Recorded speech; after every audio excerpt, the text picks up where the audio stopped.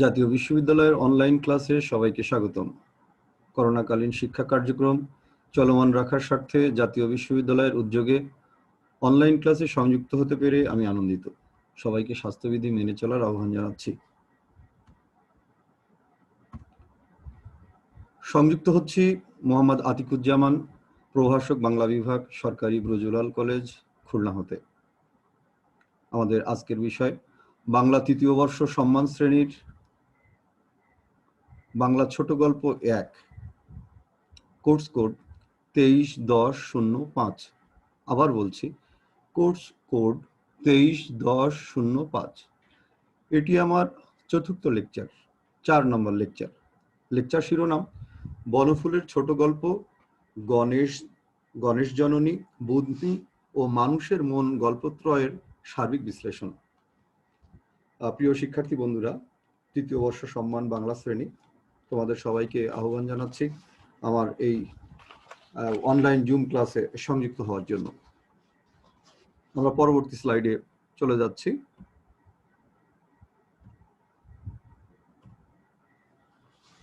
আমরা প্রথমেই বলেছি যে আমাদের আজকে আলোচ্য বিষয় বাংলা সম্মান তৃতীয় বর্ষ শ্রেণীর গণেশ জননী, বুদ্ধি এবং মানুষের মন গল্প 3টি সার্বিক বিশ্লেষণ। আমরা জানি যে ব্যক্তিগতভাবে বনফুল বা বলাইচাঁদ মুখোপাধ্যায় একজন ডাক্তার ছিলেন, কিন্তু তার জীবনের যে অভিজ্ঞতা, সেই অভিজ্ঞতা যখন তিনি ছোট গল্প, উপন্যাস এবং নাটকে রচনা করেন, তখন সেটি হয়ে যায় আমাদের বাড়তি পাওনা। বাংলা অনুগল্পকার বলাইচাঁদ মুখোপাধ্যায় জন্মেছিলেন 1899 সালে এবং তার মৃত্যু 1979, অর্থাৎ দীর্ঘ প্রায় 80 বছর তিনি বেঁচে ছিলেন। পূর্বপুরুষ কলকাতার হুগলি বা কলকাতা অঞ্চলে তাদের পূর্বপুরুষের বসতি, কিন্তু তিনি জন্মেছিলেন বিহারে এবং সেখান থেকে লেখাপড়া শেষ করেছিলেন। মাঝখানে যদিও কলকাতা থেকে মেডিকেলে ভর্তি হয়েছিলেন, কিন্তু শেষ পর্যন্ত পাটনাতে তার চিকিৎসা শিক্ষা শেষ হয়েছিল। জীবনের বহু জায়গায় তিনি কাজ করেছেন। এই কাজ করতে গিয়ে বিভিন্ন মানুষের সাথে তার পরিচয় ঘটেছিল এবং বেশিরভাগ গল্পে দেখা যাবে যে গল্পকার বা কথক তিনি গল্প বলে যাচ্ছেন। কত অল্প বলে কত বেশি মানুষের জীবনের বোধ এবং ঘটনাকে আমাদের সামনে উপস্থাপন করা যায়। আর সেই রকম একটি বিষয় বা সেরকম একটি স্টাইল তিনি বাংলা ছোট গল্পে বা অনুগল্পে আমাদের সামনে উপস্থাপন করেছেন। পেশায় ডাক্তার হলেও 60টির বেশি উপন্যাস এবং প্রায় 600 গল্প, সাথে সাথে ঐতিহাসিক চরিত্র নিয়ে নাটক এবং কাব্য তো রয়েছেই। শনিবারের চিঠিতেও তিনি লিখতেন, অর্থাৎ কল্লোলের সময় 1923-এ যে বিখ্যাত পত্রিকা কল্লোল এবং সেই কল্লোল গোষ্ঠী, সেই সময় কিন্তু তার আগমন, কখনো তাদের বিপক্ষে, কখনো তাদের পক্ষে, এমন। তো আমরা পরবর্তী স্লাইডে চলে যাচ্ছি। প্রিয় বন্ধুরা, তৃতীয় বর্ষ বাংলা, আমরা আজকে আছি আলোচনার বিষয় গণেশ জননী, বুদ্ধি এবং মানুষের মন, এই 3টি গল্প।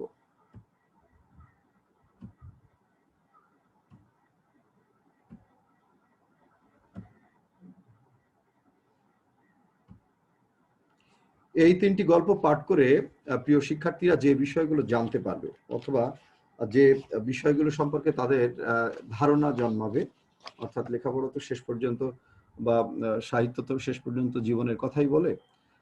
একদিকে যেমন সিলেবাস শেষ হয়, সাথে সাথে জীবনের যে আমাদের অনুভবের বিষয়গুলো, শিক্ষার যে বিষয়গুলো এবং নন্দনের যে বিষয়গুলো, সে বিষয়গুলো কিন্তু আমাদের কাজ করে যায়।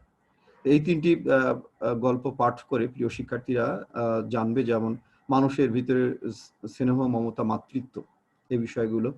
মানুষের, আমি 3টি গল্পের কথাই বলছি, মানুষের আদিম জৈব প্রবৃত্তির সর্বগ্রাসী প্রেম ক্ষুধা এবং তার পরিপ্রেক্ষিতে যে নেতিবাচক কর্ম, এটি আমরা দেখব। কখনো কখনো মানুষ দৈব নির্ভর বা নিয়তি নির্ভর, সবকিছু মিলে মানবীয় গুণাবলীর প্রকাশ, তাই সে যেমনই হোক। আমরা প্রথমে দেখলাম যে এই 3টি গল্প পাঠ করে স্নেহ, মমতা, মাতৃত্ব, এরকম একটা জায়গা থেকে যদি আমরা বলি যে গণেশ জননীতে দেখেছি যে এক দম্পতি, তাদের কোনো সন্তান নেই, তাদের জায়গা জমি আছে ভালো, কোনো ঘটনাক্রমে দেখা যায় যে একটি হাতির বাচ্চা উপহার স্বরূপ তাদের বাড়িতে চলে আসে, তারা পায় এটি এবং সেই হাতির বাচ্চাকে পালতে গিয়ে প্রায় 10 বছরের মতো যখন সেটি পরিণত হয়, তখন সেই হাতিটিকে নিয়ে সেই গৃহস্থের বা সেই গৃহস্থ বধূর যে মাতৃত্বের বিকাশ, সেটি একটা মানে বলা যায় অভূতপূর্ব একটি লক্ষণ। অর্থাৎ একটি প্রাণী মানুষের কাছে একটি নারী তার মা সেজে যাচ্ছে এবং তাদের ভিতরে মান অভিমান চলছে। এরকম আমরা দেখব যে বুধনি গল্পে মানুষের আদিম জৈব প্রবৃত্তির সর্বগ্রাসী প্রেম ক্ষুধা ও নেতিবাচক কর্ম। এখানে বুধনিকে যে ভালোবাসছে আমাদের যে নায়ক, সে কিন্তু একদিকে যেমন তার ভালোবাসা নিখাদ, কোনো কোনো সংকট নেই, কোনো মিথ্যা নেই, কিন্তু সেই ভালোবাসাটা জৈব প্রবৃত্তির কারণে এতটাই মানে কি বলা যায় যে নেতিবাচক, যে তার একটি সন্তান হয়েছে, সেই সন্তানে কিন্তু সে সেই নিজ সন্তানকে নায়ক গলা টিপে মেরে ফেলছে। তার তার স্ত্রীর যে ভালোবাসা, সেই বুধনির যে ভালোবাসা, সেই বুধনির ভালোবাসা কাউকে সে ভাগ দিতে চায় না। এরকম একটা জায়গার যে জীবনের যে এমন ঘটতে পারে যা আমরা কখনো স্বপ্নেও ভাবি না আমাদের সাধারণ জীবনে, লেখক কিন্তু বা গল্পকার কিন্তু সেগুলো আমাদের সামনে নিয়ে আসেন। কখনো কখনো মানুষ দৈব নির্ভর এবং নিয়তি নির্ভর। মানুষের মন গল্পে আমরা দেখেছি যে একই পরিবারে যে দুই ভাইয়ের মাঝখানে যে তাদের যে ভাইপো, যে বড় ভাই মেজ ভাই এবং তাদের ছোট ভাই তপেশের, নরেশ পরেশ এবং তপেশ, তিন ভাই। তপেশ মারা যাচ্ছে, তার স্ত্রী এবং সে মারা যাচ্ছে আর তাদের ছেলেকে রেখে। এরকম একটা জায়গা থেকে তার কাকারা সেই ভাইপোকে যখন মানুষ করতে গিয়ে দুজনেই ভালোবাসে। একজন বিজ্ঞান নির্ভর আর একজন হচ্ছে প্রথাগত বা আমাদের প্রাচীন ভারতীয় যে দর্শন, সেটাতে সে বিশ্বস্ত। একজন আধুনিক চিকিৎসায় বিশ্বাস স্থাপন করেছেন, আর আরেকজন তুকতাক বা কবিরাজ এরকম জায়গা থেকে বিশ্বাস করেছেন। তো তাদের ভাইপো যখন অসুস্থ হয়ে যাচ্ছে, তখন তারা কি বিশ্বাস নিয়ে, আমরা আমাদের যে প্রচলিত বিশ্বাস সেটা মাঝে মাঝে ঘটনার পরিপ্রেক্ষিতে টলে যায় কিনা, সেই বিষয়গুলো আমাদের প্রিয় শিক্ষার্থীরা এই মানুষের মন গল্প থেকে জানতে পারবে। এখন এই তিনটি গল্প মিলে বনফুল যেটি তুলে ধরেছেন সেটি হচ্ছে সবকিছু মিলে মানবীয় গুণাবলীর প্রকাশ, তাই সে যেমনই হোক। এখন মানুষের ভিতরে তো প্রেম আছে, লালসা আছে, যেমন মানবিক বৃত্তি আছে তেমন পশুবৃত্তি আছে, যেমন কাম আছে তেমন স্নেহ আছে, ভালোবাসা আছে। এগুলো তো আমরা পেপার পত্রিকায় আমরা দেখি যে মানুষ বলতেই যে আমরা সব সময় ইতিবাচক কাজ করি এবং আমাদের সুন্দর মানবীয় গুণাবলী প্রকাশ করি, তা তো নয়। জীবনের এরকম বাস্তবতা নির্দ্বিধায় বনফুল আমাদের সামনে তুলে ধরেছেন এই তিনটি গল্পে: গণেশ জননী, বুধনি, মানুষের মন। প্রিয় শিক্ষার্থীরা, আমরা পরবর্তী স্লাইডে চলে যাচ্ছি।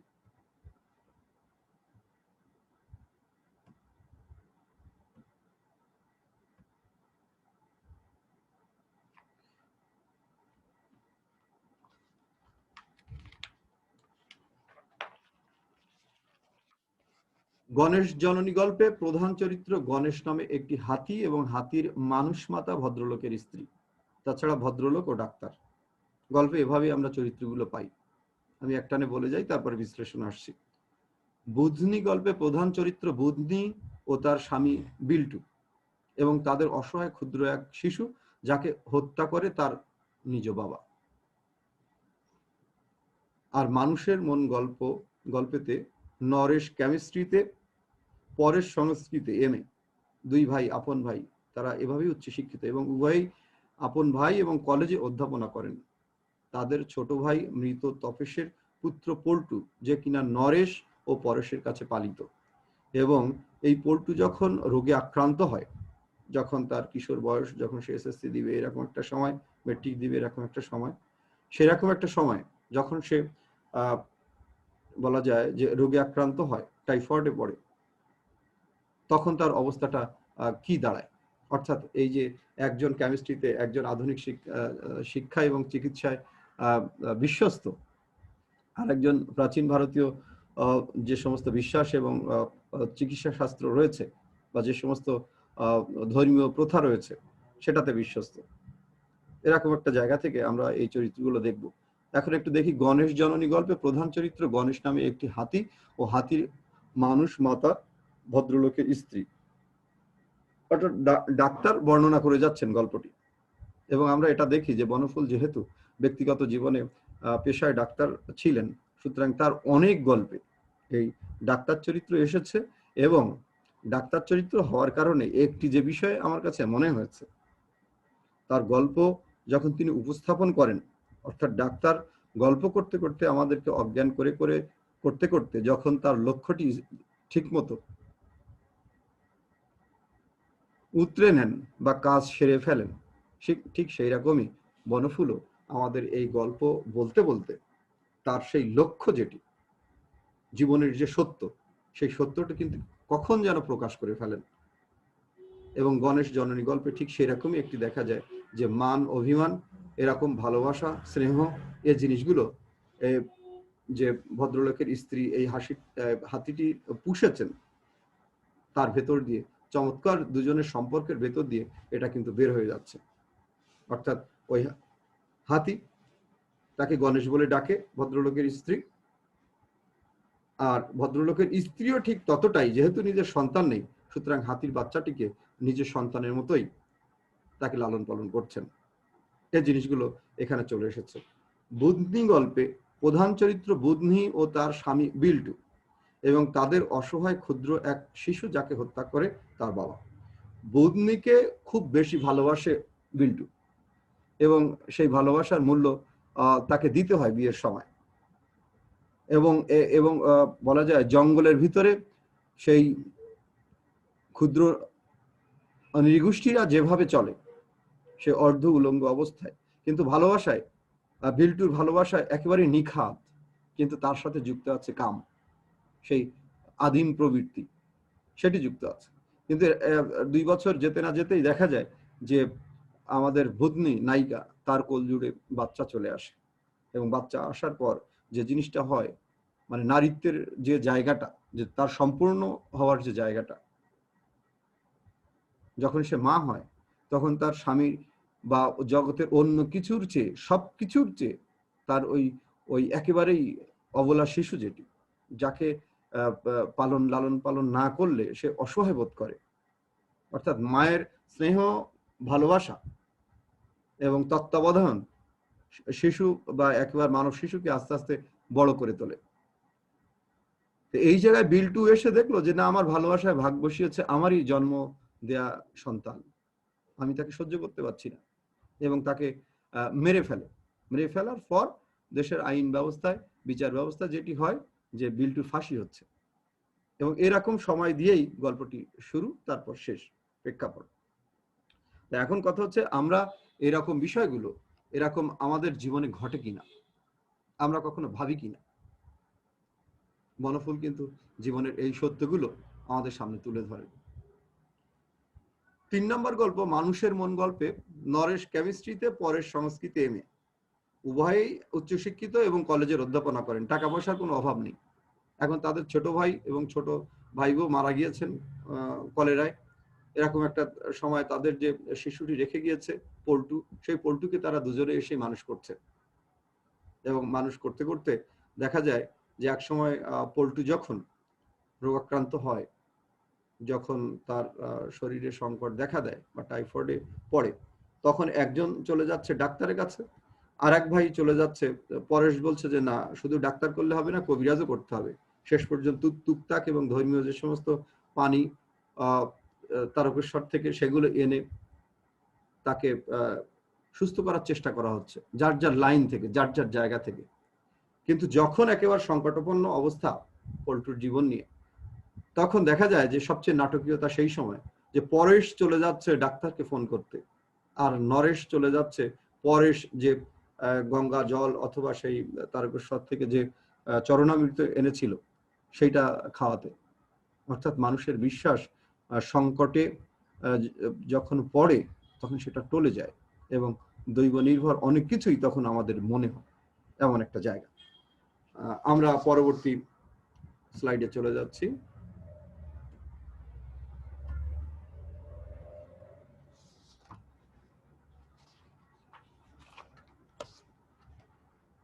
গণেশ জননী গল্পের বিষয় একেবারে আরো বিস্তারিতভাবে যদি আমরা বলি, একটি উপহার পাওয়া হাতির বাচ্চাকে নিজ সন্তান সম ভাবা। গৃহস্থের যে গৃহকর্ত্রী তিনি নিঃসন্তান এবং এই হাতির বাচ্চাটাকে তিনি এভাবেই পালন করছেন এবং তাদের ভিতরে মান অভিমান পর্ব চলে।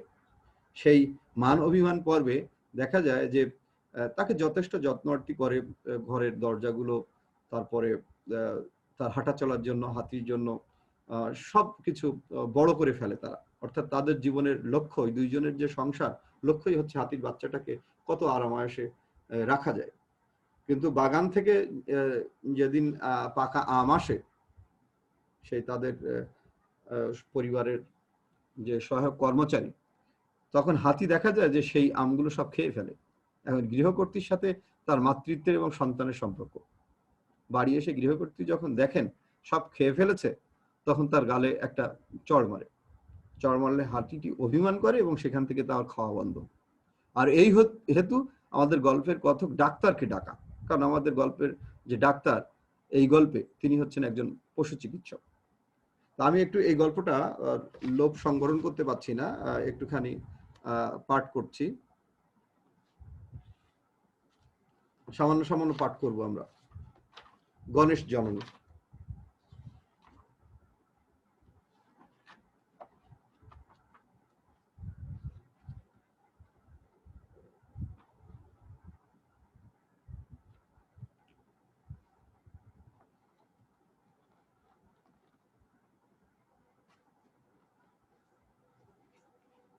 এক ব্যবসায়ী একদিন সংকটে পড়ে জমিতে পড়েছিল, তাকে উদ্ধার করেছিল এই গৃহস্থ। এবং সেই ব্যবসায়ীর লোকজন পরবর্তী দিনে এসে ব্যবসায়ীকে নিয়ে যান এবং উপহার সামগ্রী হিসাবে তার যে জীবন রক্ষা করেছে তাই হিসাবে সেই একজন হাতির ব্যবসায়ী বা ঘোড়ার ব্যবসায়ী তিনি একটি হাতির বাচ্চা এই পরিবারকে উপহার দেন। এবং নিঃসন্তান দম্পতি এই হাতির বাচ্চাটাকে নিজেদের সন্তান সম লালন পালন করতে থাকেন। গৃহিণী যখন রান্নাঘরে যান, হাতির বাচ্চাটি তখন সুর দিয়ে পাখা ধরে ধরে তাকে বাতাস করে। গৃহিণী যখন স্নান করতে যান, তখন তার পিছনে বালতি নিয়ে সুরে করে তার পিছু পিছু যেতে থাকে, মায়ের পিছনে পিছনে। আর আমাদের ভারতীয় যে মিথ আছে, সেখানে গণেশের সাথে এরকম একটা সম্পর্ক আছেই। সেই জায়গা থেকে যে সনাতন ধর্মের এই পরিবার যারা বলা যায়, যারা এটা মানেন যে গণেশ যে মিথটা, ঠিক সেরকম একটা জায়গা এই পরিবারে এসেছে। তারপর যেদিন বাগান থেকে আম আসলো, আমি এই জায়গাটা একটুখানি ধরার চেষ্টা করছি। বাগান থেকে ন্যাংরা আম এসেছিল মশাই, মালি দিয়ে গিয়েছিল, আমি বাড়ি ছিলাম না, গিন্নি পাড়ায় কোথায় বেরিয়েছিল। এসে দেখেন একটি আমও নেই, সব গনসা খেয়েছে। তাই গিন্নি একটি চড় মেরে বলেছিলেন, রাক্ষস, সব খেয়ে বসে আছো, একটি রাখতে পারোনি আমাদের জন্য। সেই যে ফোঁস করে গুম মেরে বসেছে, তারপর থেকে আর জল স্পর্শ করেনি। এরকম মাঝে মাঝে করেও, একটু ঝোঁকলেই খাওয়া বন্ধ করে দেয়, কিন্তু এরকম একটানা 36 ঘন্টা খাওয়া বন্ধ আর কখনো করেনি। তাছাড়া অতগুলো আম খেয়েছে তো ভয় হয়ে গেছে আমাদের। এখন এরকম একটা অবস্থা, 36 ঘন্টা খাওয়া বন্ধ করেছে গণেশ। তাই ডাক্তারকে সেই কত কিলোমিটার দূর থেকে ট্রেনে করে আসতে হয়েছে। 7-8 ঘন্টার পথ ট্রেনে, সেখান থেকে ডাক্তার নিয়ে এই হাতির চিকিৎসার জন্য চেষ্টা করা হচ্ছে। এবং ডাক্তারের মনে মনে প্রত্যাশা ছিল যে কোনো রাজ দরবারে বা কোথাও বড় লোকের বাড়িতে যাব, কিন্তু এসে দেখেন যে একেবারে নিতান্তই মধ্যবিত্ত বা নিম্ন মধ্যবিত্ত একটি পরিবার, এবং তারা শখ করে এই হাতির যে বিষয় আশয়টি তার সামনে বললে তিনি অবাক হলেন যে একটি পরিবারের মাতৃত্ব একটি পশুর সাথে এত চমৎকার ভাবে মানে প্রকাশ পাচ্ছে, তিনি অভিভূত। এই জায়গায় এসে আমি বলেছি যে মেয়েদের ক্ষেত্রে মাতৃত্ব তাকে মহান করে তোলে। এখন যেহেতু সন্তান নেই, তাই ওই গৃহস্থের যে গৃহকর্ত্রী তিনি কিন্তু এই হাতির বাচ্চাটাকে এত আদরে, এত যত্নে আমরা মাঝে মাঝে সেই বলে থাকি যে শরৎচন্দ্রের সেই মহেশ গল্পটি, অথবা আমরা এবার 2020 সালের যে আমাদের বাংলাদেশে যখন ঈদুল আজহা গেল, অর্থাৎ ঈদুল আজহাতে আমরা জানি যে ইসলামী রেওয়াজ অনুযায়ী পশু কোরবানি করতে হয়। আমাদের এখানে যথারীতি ছাগল এবং গরু, খাসি এবং গরু কোরবানি হয়। আমরা এরকম ওই যে প্রথম আলোতে আমরা একটা এরকম একটা দেখেছিলাম, রিপোর্ট দেখেছিলাম, যে বিভিন্ন পত্রিকায় এসেছিল বলা যায়, এবং মিডিয়াতেও এসেছিল, সোশ্যাল মিডিয়াতে, যে অর্থি নামক একটি মেয়ে গরুর গলা ধরে কাঁদছে। গরুটি কোরবানির জন্য বিক্রি হয়ে গেছে, এখন এই গরুটিকে সে ছাড়বে না, এবং ছাড়তে তো তাকে হলোই, টাকার জন্যই পশু তারা পুষেছে তার বাবা মা, এবং শেষ পর্যন্ত আবার কারোর সহযোগিতায় ঠিক ওই রকম আরেকটি পশু তাকে কিনে দেয়া হলে তার চোখ মুখটা আবার আনন্দে ভরে উঠল। এবং আমরা দেখি যে আমাদের ব্যক্তিগত জীবনে, আমার নিজের জীবনে এরকম অভিজ্ঞতা আছে যে বাড়িতে কুকুর পোষা, তারপরে হচ্ছে পায়রা পোষা, কবুতর পোষা, পকেটে কাঠবিড়ালি পোষা। গ্রামে যখন ছিলাম তখন বেজি খুব পোষ মানে, অথবা বক, অথবা টিয়া পাখি, এই সমস্ত অভ্যাসগুলো এবং এগুলো কিন্তু পশুর সাথে চমৎকার যায়। পশুরা কিন্তু এ পোষ মানে, এবং সে খুব করে মানে। টিয়া পাখিকে ছেড়ে দেওয়ার পর টিয়া পাখি আর যায় না, পুকুরের ধার ঘুরে, নারকেল গাছ ঘুরে, সব ঘুরে আবার টিয়া পাখি খাঁচার কাছে চলে আসে। আর বেজি এরকম কিন্তু পোষ মানে খুব। কুকুরের কথা তো বলার সবারই অভিজ্ঞতা আছে প্রায় এমন। তো যাই হোক, মেয়েদের ক্ষেত্রে মাতৃত্ব তাকে মহান করে তোলে, এটা বাস্তব জীবনে যখন বাচ্চা হয় অথবা এরকম পশুপ্রেম যেখানে জাগ্রত হয়, সে জিনিসটা আমরা এখানে দেখেছি। আর নিঃসন্তান দম্পতির জন্য পশুপ্রেমের এক অনন্য সাধারণ দৃষ্টান্ত হয়ে থাকলো এই গল্পটি।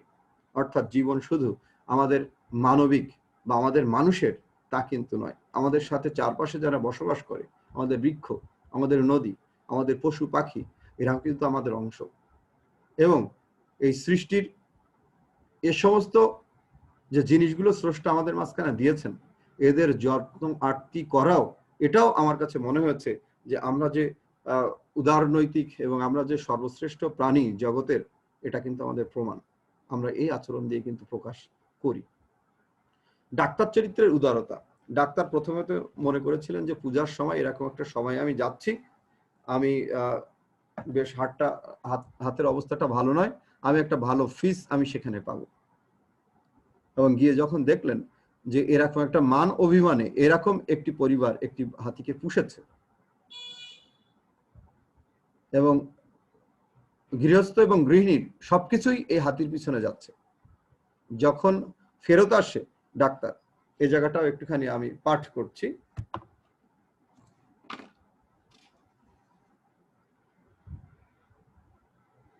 গয়নাগুলি তুমি ফেরত নিয়ে যাও, কাকে বলছে? পোদ্দার। বুঝিলাম গণেশ জননী নিজের গহনা বন্ধক দিয়া আমার ফি সংগ্রহ করিয়াছিলেন। গল্পের শেষটা এখানে। নিজের গহনা বিক্রি করে, এবং ঠিক এই ঘটনা যখন জানতে পারলেন ডাক্তার, তখন ডাক্তার বললেন যে আমার ফিসের দরকার নেই। ডাক্তার চরিত্রের উদারতা। আমরা পরবর্তী স্লাইডে চলে যাচ্ছি।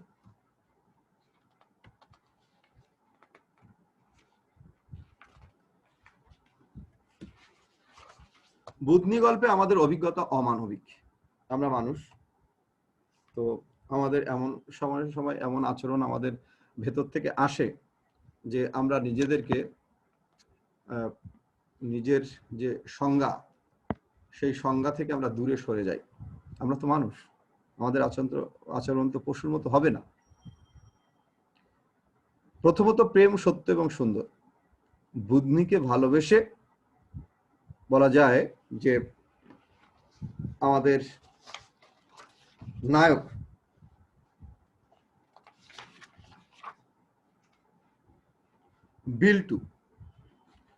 বিল্টু ভালোবাসার যে নিদর্শন এখানে রেখেছে, সেটি গল্পের মাঝ বরাবর বলা যায় যে আমরা যে ইতিহাস দেখেছি সেটা সঠিক আছে, কিন্তু যে কারণে তার ফাঁসি হচ্ছে সেটি আমাদের কাছে অমানবিক মনে হয়েছে। তাই আমরা বলেছি যে বুধনি গল্পে আমাদের অভিজ্ঞতা অমানবিক। এই প্রথমত প্রেম সত্য এবং সুন্দর। এই এই এই জঙ্গলে মেয়েটিকে এই প্রকৃতির কোলে মেয়েটিকে বিল্টু যখন ভালোবাসে তখন দেখলেই তাকে তাড়া করত। এবং এই নৃগোষ্ঠীর ভিতরে যে নৃগোষ্ঠীর গল্পটি এখানে উপস্থাপন করেছেন বনফুল, সেখানে দেখা যায় যে একটা উৎসব হতো, সেই উৎসবে সিঁদুর মাখানো থাকতো, সিঁদুরের একটা পাত্র, এবং সেখান থেকে মেয়েরা যখন ওখানে বসতো তখন সেই পছন্দের মেয়ের কপালে সিঁদুরটা এঁকে দিয়ে ছেলে দৌড়ে পালাতো। কারণ ওই মেয়ের আত্মীয় স্বজন বা পরিবারজন তখন ধনুক নিয়ে বা বিভিন্ন হাতিয়ার নিয়ে যে সিঁদুর এঁকে দিল সেই ছেলেটিকে সারাদিন আক্রমণ করবে। আর ওই ছেলেটি যদি সেই তার যাকে সেই স্ত্রী হিসেবে পেতে চায় তার আত্মীয়দের আক্রমণ থেকে যদি নিজেকে রক্ষা করে সন্ধ্যা পর্যন্ত বেঁচে থাকে তাহলে তার কপাল ভালো, নইলে এর ভিতরে কিন্তু মেরেও ফেলতে পারে এবং মেরে ফেলে। তো সন্ধ্যার আগ পর্যন্ত যখন বিল্টু নিজেকে আত্মরক্ষা করলো তখন বুদনির সংসারের বা বুদনির যে সমস্ত আত্মীয় স্বজন পরিজন ভাই ভগ্নরা আছে তারা কিন্তু খুব খুশি হলো বিল্টুর প্রতি, এবং বিল্টুর জয় আসলো, তারা তাদের মেয়েকে বিল্টুর ঘরে তুলে দিয়ে আসলো। এটা হচ্ছে ওই নৃগোষ্ঠীর প্রথা, অর্থাৎ জীবনকে বাজি রেখে বুদনিকে ভালোবেসে বিয়ে করা। এর পরবর্তী যে জিনিসটা আমরা দেখি যে দাম্পত্য জীবনের স্বাভাবিক পূর্ণতা আসে সন্তান জন্মদানের সাথে সাথে। আমাদের স্বাভাবিক যে জিনিস আমাদের স্বামী স্ত্রীর ভিতরে, আমাদের পরিবার পরিজনে, এটাই আমরা দেখে আসছি। কিন্তু যখন নূতন অতিথি শিশু আসে তখন স্বামীরও লক্ষ্য থাকে সন্তানের দিকে, স্ত্রীর বেশি লক্ষ্য থাকে, মায়ের বেশি লক্ষ্য থাকে। মাতৃত্ব আলাদা জিনিস, এর সাথে কিছু তুলনা হয় না। কিন্তু আমরা দেখি যে এই মাতৃত্বের যে সবচেয়ে বড় পরিচয় নারীর, এর বিপরীতে কখনো কখনো ছেলেদের ভিতরে, কখনো কখনো সবার ভিতরে নয়, বিশেষ করে আমরা পশু শ্রেণীর পশু সমাজের ভিতরে আমরা দেখি, আমরা বিভিন্ন ন্যাশনাল জিওগ্রাফির বিভিন্ন চ্যানেলেও দেখি যে সিংহ কিন্তু সহ্য করতে পারে না, সিংহী তার বাচ্চাকে আলাদা লুকিয়ে রাখে, বাঘ তার বাচ্চাকে আলাদা লুকিয়ে রাখে, কিন্তু পুরুষ বাঘ বা পুরুষ সিংহ তার প্রজন্মকে সহ্য করতে পারে না, খুব বিপজ্জনক, তারা খেয়ে ফেলে, মেরে ফেলে। তো এরকম একটা বিষয় যে পক্ষীকুল এবং পশুকুলের ভিতরে আছে, কিন্তু মা রক্ষা করেন সব জায়গায়, হোক সে পশু সমাজ হোক সে মনুষ্য সমাজ। কিন্তু আমাদের এখানে এসে দেখা যায় যে বিল্টু এসে সেই ভাগাভাগিটা সহ্য করতে পারেনি, সে তখন বুদ্ধিকে আর আগের মতো সে পাচ্ছে না, তাই নিজের সন্তানকে হত্যা করে, এবং সেই দায়ে যখন তার ফাঁসি হচ্ছে তখন বিল্টু কিন্তু সেই বুদনি বুদনি করে চিৎকার করছে, ভগবানের নামও না, তার যে ধর্মের, তার শিশুর নামও না, এমন। এই জন্য আমরা এই বুদ্ধি গল্পে এসে বলেছি যে পশুভিত্তিক মানসিকতা কখনো কখনো আমাদের পুরুষদের মাঝে জাগ্রত হয়, এবং যেখানে সন্তানের চেয়ে বড় পরিচয় হয়ে দাঁড়ায় আমাদের নিজেদের আদিম জৈব চেতনা। এই আদিম জৈব চেতনার জন্যই কিন্তু বিল্টুর যে অবস্থা সেটি হচ্ছে খুব শোচনীয়ভাবে প্রকাশিত হয় এবং আমরা হতবাক হয়ে যাই। আমরা পরবর্তী স্লাইডে যাচ্ছি।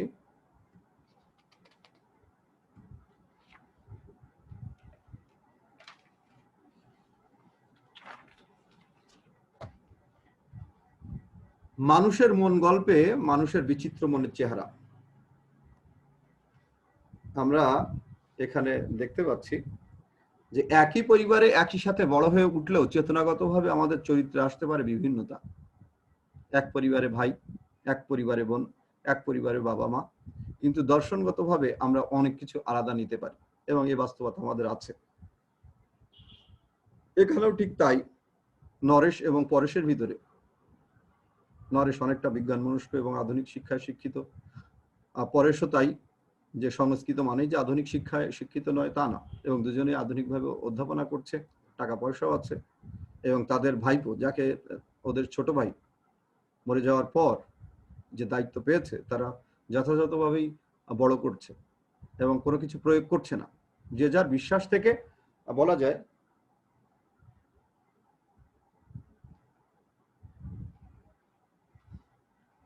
যে যার বিশ্বাস থেকে ভাইপোকে মানুষ করছে, জোর করছে না।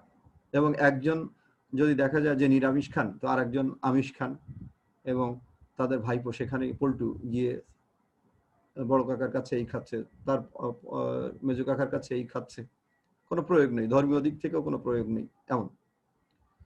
তো এরকম একটা জায়গা থেকে একই পরিবারে চেতনাগতভাবে আমরা বিভিন্নতা নিয়ে বেড়ে উঠি।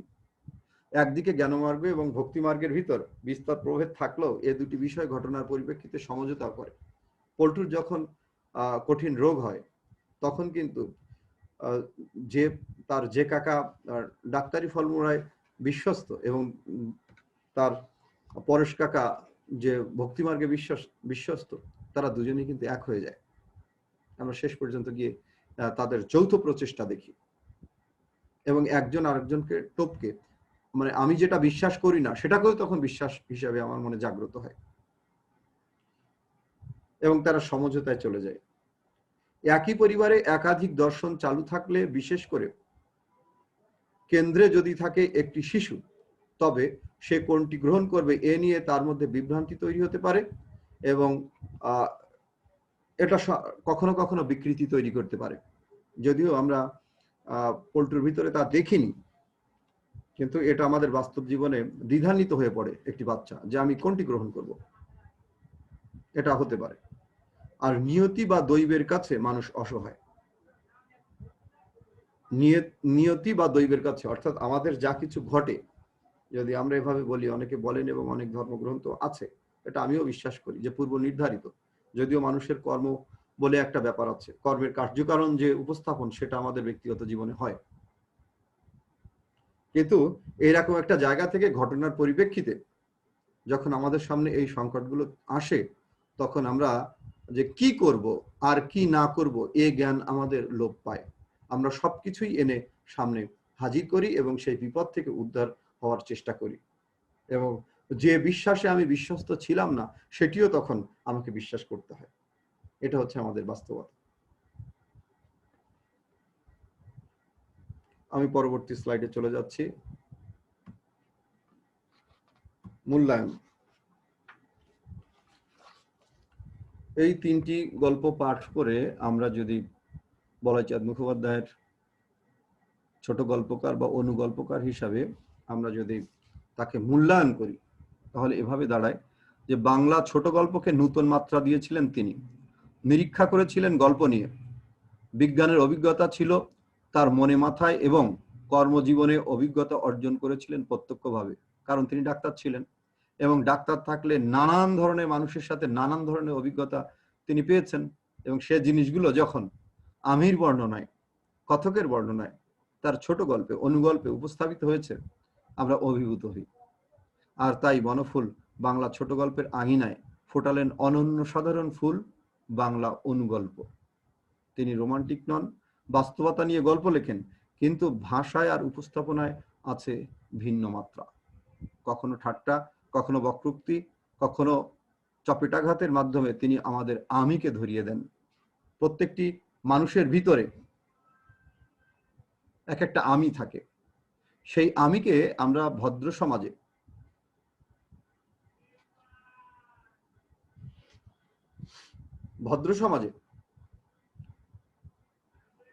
আমরা আমাদের ভালো আচরণ দিয়ে, সমাজের পোশাক পরিয়ে আমরা ঢেকে রাখি, কিন্তু আমাদের কখনো কখনো সেই আচরণ বের হয়ে পড়ে। বনফুল ধরিয়ে দেন সেই জায়গাটা, এবং সেই ধরিয়ে দেওয়ার ভিতরে ঠাট্টা থাকে, বক্রোক্তি থাকে, চপেটাঘাত থাকে। তিনি কি সরাসরি মানুষের গায়ে হাত দেন? না, তিনি কথা দিয়ে, বাক্য দিয়ে, ঘটনার উপস্থাপন দিয়ে আমাদের সেই জায়গাটা চেষ্টা করেন, এবং আমরা আমাদের নিজেদের চেহারাকে, আমিকে দেখতে পাই। আমরা লজ্জিত হই কি হই না সেটা বড় কথা নয়, অথবা মানুষকে লজ্জা দেওয়াও বনফুলের গল্প লেখার উদ্দেশ্য নয়। আমাদের জীবন যে এমন, আমরা যে এমন, এই জিনিসটা তিনি ধরিয়ে দেন। আস্তে আস্তে আমি শেষের দিকে যাব। গণেশ, জননী, বুধনি, মানুষের মন গল্প তিনটিতে আমরা আমাদের ভেতরের চেহারা দেখতে পাই। তাই সে যেমনই হোক, সে নেতি হোক বা ইতি হোক, সবকিছু মিলেই মানুষ। শেষ পর্যন্ত এসে আমি এভাবে বলেছি, ছোট গল্পকার হিসাবে বনফুল অভিনব। রবীন্দ্রনাথের হাত দিয়ে আমাদের যে ছোট গল্পে শুরু হয়েছিল, চমৎকার শুরু করেছিলেন তিনি, এবং আজ অবধি সেই হাসান আজিজুল হক পর্যন্ত ছোট গল্প লেখা হচ্ছে। আমাদের ছোট গল্পের যে জায়গা, এটা এটা এটা আমাদের খুবই উর্বর। সেরকম একটা জায়গা থেকে বনফুল তার নিজের একটা সক্রিয় বৈশিষ্ট্য নিয়ে আমাদের সামনে দাঁড়িয়ে আছে। আমরা পরবর্তী স্লাইডে যাচ্ছি। নমুনা প্রশ্ন দিই আমি প্রতি লেকচারে, তাহলে একটা ধারণা পাওয়া যায়। এখানে মাত্র আমি দিয়েছি 15 মার্কের, কিন্তু আমাদের যে 80 মার্কের প্রশ্ন হয় সেই সেই সেই ধারা অনুযায়ী 3টি গল্প থেকে কুইজ প্রশ্ন বা অতি সংক্ষিপ্ত প্রশ্ন দিয়েছি। মান 1, গণেশ জননী গল্পে পশু ডাক্তার কোন শ্রেণীর টিকেটে ট্রেন ভ্রমণ করেছিলেন, সেটা তোমরা দেখে নেবে, আমি উত্তরটা বলে দিচ্ছি না, বা উত্তরটা আলোচনায় আছে। বুদ্ধি গল্পে বিল্টুর প্রেমে ভাগ বসিয়েছিল কে? মানুষের মন গল্পে তপেশ কোথায় চাকরি করত? সংক্ষিপ্ত প্রশ্ন মান 4, গণেশ চরিত্রের সংক্ষিপ্ত বর্ণনা দাও। বুদ্ধি গল্পে বিয়ের প্রথা আলোচনা করো। মানুষের মন গল্পে পল্টুর চিকিৎসার সংক্ষিপ্ত বর্ণনা দাও। রচনামূলক প্রশ্ন মান 10, গণেশ জননী গল্পে যে মানবিকতা প্রকাশ পেয়েছে তা বিশ্লেষণ করো। বুদ্ধি গল্পে বিল্টুর আদিম জৈব চেতনা বিষয়টি ব্যাখ্যা করো। এবং আমরা এইখানে মানিক বন্দ্যোপাধ্যায়ের যে সেই প্রাগৈতিহাসিক যে ভিখু চরিত্র, সেটিও কিন্তু এর সাথে যদি আমরা পড়ে দেখতে পারি তাহলে কিন্তু খারাপ হয় না। মানুষের মন গল্প অবলম্বনে গল্পের নাট্যগুণ বিচার করো। পরবর্তী স্লাইডে চলে যাচ্ছি। আমরা এখানে সহায়ক গ্রন্থাবলী দিয়েছি, গ্রন্থের নাম দিয়েছি, বইয়ের নাম দিয়েছি 3টি বই, বলা যায় কলকাতার বনফুলের নিয়ে যারা কাজ করেছেন, সরোজমোহন মিত্র, উর্মি নন্দী এবং নিশীথ মুখোপাধ্যায়। সব শেষে এসে আমাদের ধন্যবাদ জ্ঞাপন, অর্থাৎ জাতীয় বিশ্ববিদ্যালয়ের আয়োজনে বাংলা 3য় বর্ষ সম্মান শ্রেণীর প্রিয় শিক্ষার্থীরা যারা অনলাইন জুম ক্লাসে সংযুক্ত হয়ে আমার এই ক্লাস করছো, সেসব শিক্ষার্থী বন্ধুদেরকে ধন্যবাদ জানাচ্ছি। আশা করছি তোমরা অনলাইন জুম ক্লাসের মাধ্যমে উপকৃত হবে এবং সামনে এগিয়ে যাবে। বিশেষ করে করোনার এই কালে আমাদের এই ছাড়া আপাতত উপায় নেই। জাতীয় বিশ্ববিদ্যালয়ের সংশ্লিষ্ট সকলকে ধন্যবাদ জানিয়ে শেষ করছি। আমি সঙ্গে ছিলাম মোহাম্মদ আতিকুজ্জামান, প্রভাষক বাংলা বিভাগ, সরকারি ব্রজুলাল কলেজ, খুলনা হতে। আজকে আমাদের আলোচনার বিষয় ছিল যে 3টি গল্প আমরা পাঠ শেষ করলাম, আলোচনা শেষ করলাম, বনফুলের ছোট গল্প, গণেশ জননী, বুদ্ধি এবং মানুষের মন, এই 3টি গল্প। আজ এ পর্যন্ত। সবাই ভালো থাকো, সুন্দর থাকো। ধন্যবাদ।